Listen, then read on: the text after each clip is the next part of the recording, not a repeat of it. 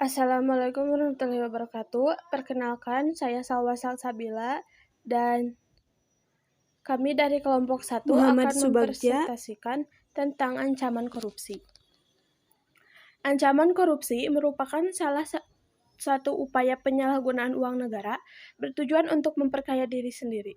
Korupsi biasanya dilakukan seseorang yang mempunyai jabatan kepemerintahan di negaranya.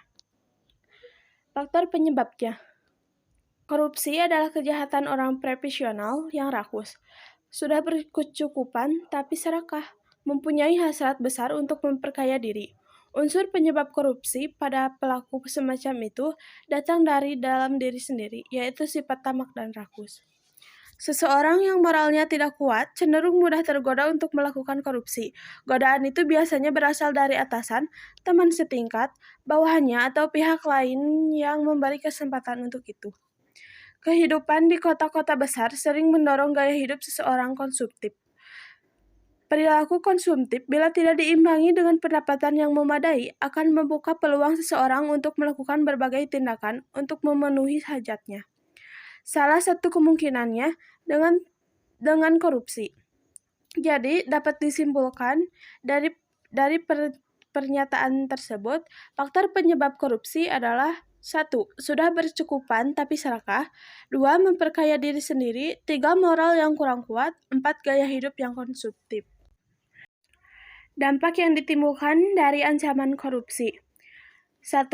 Menurunnya uang negara dan pajak.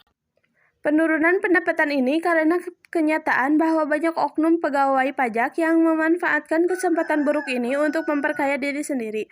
Hal ini juga mengakibatkan ketidakpercayaan masyarakat terhadap pegawai pajak dan tentunya akan menghambat proses pembangunan dan merugikan masyarakat. Menurunnya produktivitas. Produktivitas pada setiap industri dan produksi akan menurun karena dampak dari korupsi ini. Produktivitas dari perusahaan-perusahaan akan menghambat dan tidak bisa berkembang lebih maju lagi. Hal ini dapat menyebabkan pengurangan jumlah karyawan atau PHK. Lalu banyak pengangguran yang menyebabkan angka kemiskinan meningkat.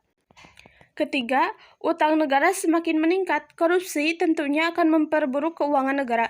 Selain sebelumnya negara memang sudah punya hutang dengan negara lain, dengan adanya korupsi justru hutang itu akan semakin bertambah. Para maling uang rakyat ini tidak sadar diri bahwa apa yang mereka lakukan dapat memperburuk keadaan negara. Mereka hanya memikirkan keuntungan pribadi. Keempat, menurunnya pertumbuhan ekonomi dan investasi. Dengan adanya tindak korupsi di suatu negara akan menyebabkan para investor dari luar negeri tidak percaya lagi dengan kepastian hukum dalam tindak korupsi untuk menanamkan modal di industri suatu negara. Kondisi ini mempersulit pembangunan ekonomi. Dalam sektor privat ini, korupsi merugikan pada sektor niaga karena kerugian dari pembayaran ilegal, resiko pembatalan perjanjian karena penyelidikan, dan ongkos manajemen dalam negosiasi dengan pejabat. Yang kelima, yaitu tingginya tingkat kemiskinan.